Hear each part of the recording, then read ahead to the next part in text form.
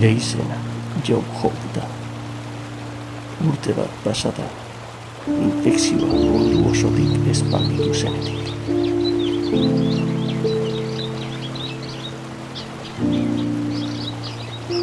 Euskal Herriko Unibertsitatean bisurpusaren kontra esperimentu oso garrantzitsu batean lan zebiltzaten.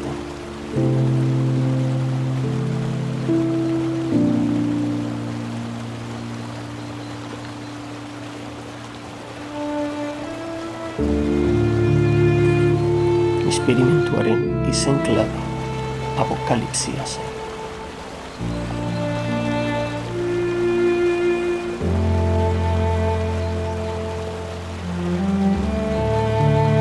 Baina azkenean ezin zuten kontrolatu.